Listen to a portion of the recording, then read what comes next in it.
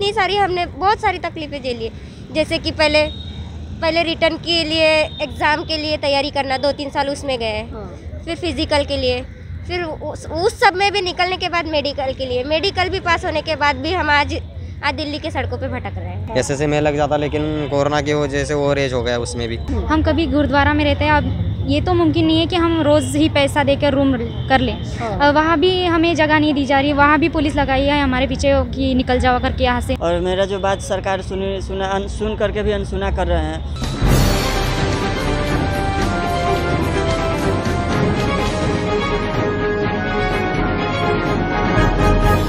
नमस्कार दोस्तों, मैं शिव और आप देख रहे हैं वतन 24 टीवी।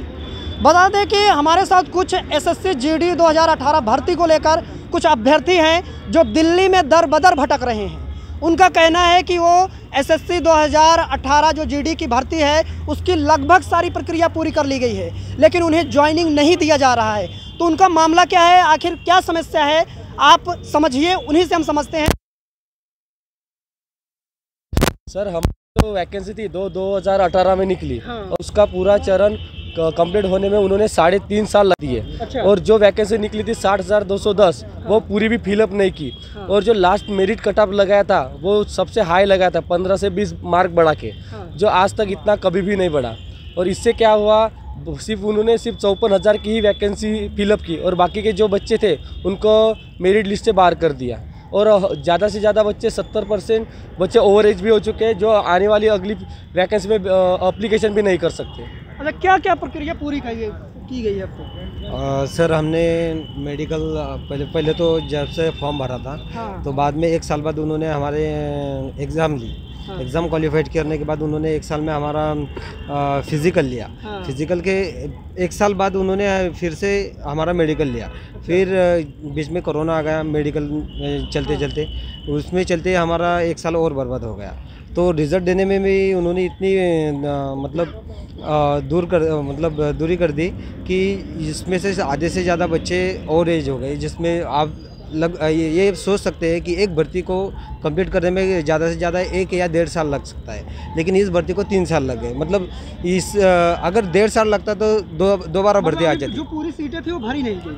हाँ, पूरी सीटें थी वो भरी नहीं। आप ये सोच सकते हैं कि अगर 1.5 साल में एक भर्ती प्रक्रिया अगर पूरी होती है तो 3 साल में 2 बार होनी चाहिए। अगर इसकी वैकेंसी 60,000 निकली थी तो दूसरी की कम से कम 60 या 50,000 तो निकलनी चाहिए थी।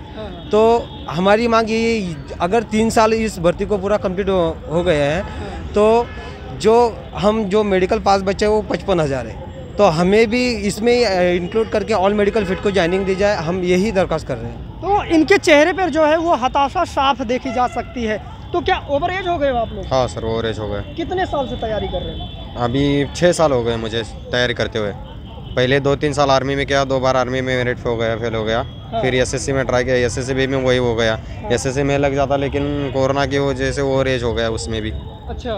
अब देखेंगे सरकार क्या करती है हमारे साथ।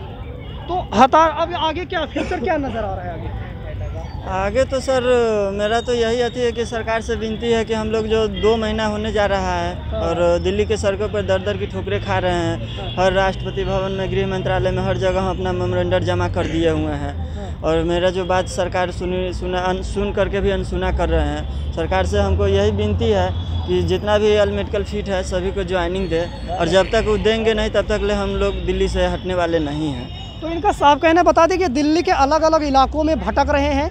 ये कहीं रहते नहीं, कभी पार्क में रहते हैं, कभी सड़क पर रहते हैं। और बड़ी बात कि इनके साथ कुछ छात्र अभ्यर्थी हैं, उनकी भी मांग है, वो भी सड़क पर, ऐसे कभी पार्क में रहती हैं, कभी गुरुद्वारा में रहती हैं, तो कभी सड़क पर ही। सोचो कितनी बड़ी समस्या का सामना करना पड़ता होगा। हम उन्हीं से जानते किस तरह की समस्या का सामना करना पड़ता है। सर, लड़कों का तो फिर भी चलता है, लड़के कहीं भी रह सकते हैं। आप ही समझ सकते हैं कि लड़कियां कहाँ रहेंगी। हम कभी गुरुद्वारा में रहते हैं, अब ये तो मुमकिन नहीं है कि हम रोज़ ही पैसा देकर रूम कर लें। वहाँ भी हमें जगह नहीं दी जा रही, वहाँ भी पुलिस लगाई है हमारे पीछे कि निकल जाओ करके यहाँ से। अच्छा, क्या कहती है पुलिस? क्या कहती है? पुलिस कह रही है कि आपका यहाँ कुछ नहीं है, आप निकल सकते हैं यहाँ से, निकल जाइए आप, बस हमारे पीछे लगी रही है बस। और सरकार बोलती है बेटी पढ़ाओ बेटी बचाओ। तो हम सरकार से पूछते हैं कि आज हम क्यों यहाँ खड़े हैं, हमें भी पढ़ना है, हमें इसलिए पढ़े हैं ना हम कि हमें भी देश की सेवा करनी है। तो हम देश की सेवा करना चाहते हैं, तो सरकार आज हमें क्यों नौकरी में नहीं ले रही है? अच्छा, हमारी यही मांग है बस।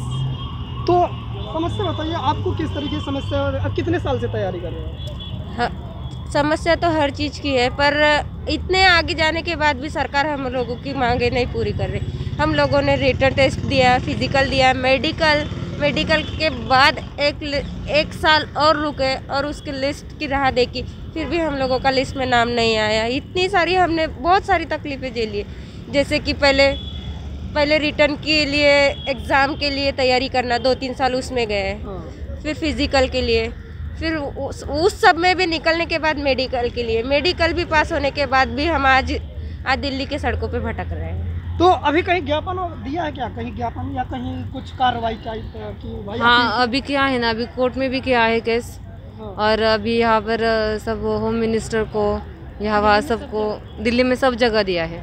तो क्या जवाब क्या है? जवाब तो सब बोलते ही करेंगे, लेकिन कुछ भी हो नहीं रहा है।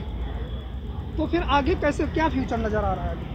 अब आगे क्या फ्यूचर करेंगे? अभी मतलब सरकार हमारी बातें सुन नहीं रही। हमें मेमोरेंडम दिया सब लोगों को, उसका भी जवाब अभी तक नहीं दिया। हमने इच्छा मृत्यु पत्र भी दिया, उसका भी जवाब नहीं दिया अभी तक।